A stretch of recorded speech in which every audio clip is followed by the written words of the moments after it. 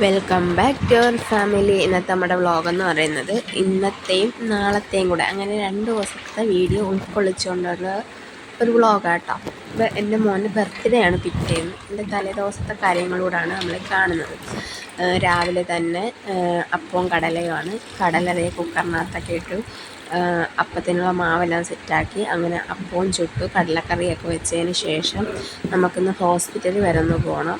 എന്താണെന്ന് വെച്ചാൽ എനിക്ക് നല്ല പനി എന്ന് പറഞ്ഞാൽ നല്ല പനി. അങ്ങനെ ഹോസ്പിറ്റലിൽ ഒന്ന് പോയി ഡോക്ടറെ ഒന്ന് കാണിച്ച് മരുന്നൊക്കെ വാങ്ങിച്ചുകൊണ്ട് തിരിച്ച് വന്നതിന് ശേഷം ബാക്കി വീഡിയോ കാണാം കേട്ടോ.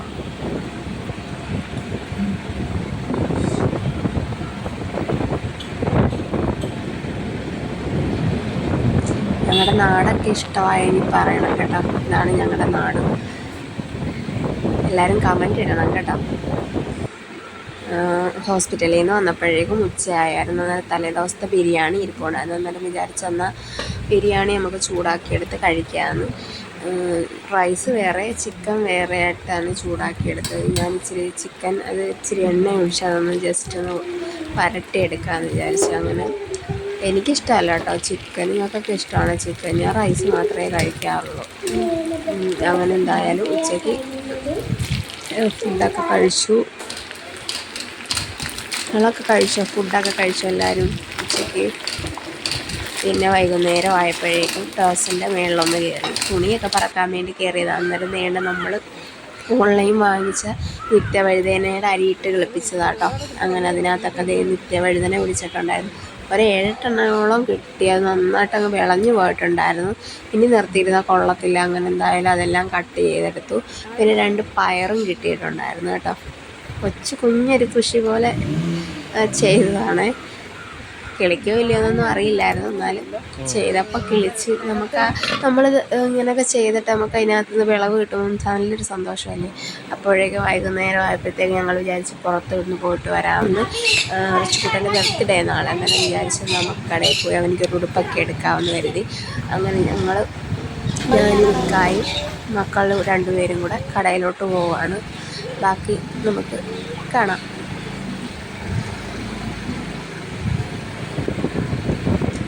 അങ്ങനെ ഞങ്ങൾ തുണിക്കടയിലെത്തി.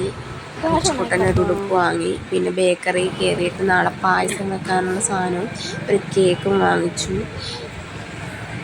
പിറ്റേന്ന് രാവിലെ ആയപ്പോഴത്തേക്കും ഞാൻ രാവിലത്തെ വീഡിയോസൊന്നും എടുത്തിട്ടില്ല കേട്ടോ. വൈകുന്നേരം ആയപ്പോഴത്തേക്കും ഞാൻ വിചാരിച്ചു ബ്രഹ്മസല്ലി വെക്കാമെന്ന്. അങ്ങനെ ഇതേണ്ട ബ്രഹ്മസല്ലി എന്ന് പറയാം, അല്ലെങ്കിൽ സേമിയ എന്ന് പറയും കേട്ടോ. സേമിയ പായസം വെക്കുവാണ്. അങ്ങനെ ഇതേണ്ട സേമിയൊക്കെ കാച്ചിക്കൊണ്ടിരിക്കുവാണ്. വലിയ ആഡംബരമായിട്ടൊന്നുമില്ല, ചെറിയ രീതിയിൽ സേമിയയും വെച്ചൊരു കേക്കും കട്ട് ചെയ്യാമെന്നാണ് നമ്മൾ കരുതിയിരിക്കുന്നത്. അങ്ങനെ സേമിയൊക്കെ ഉണ്ടാക്കി സേമിയൊക്കെ സെറ്റായിട്ടുണ്ട്. വേണ്ടാണ്ടോ നല്ല കുറുകുറാന്നിരിക്കും നമ്മുടെ സേമിയ കണ്ടോ.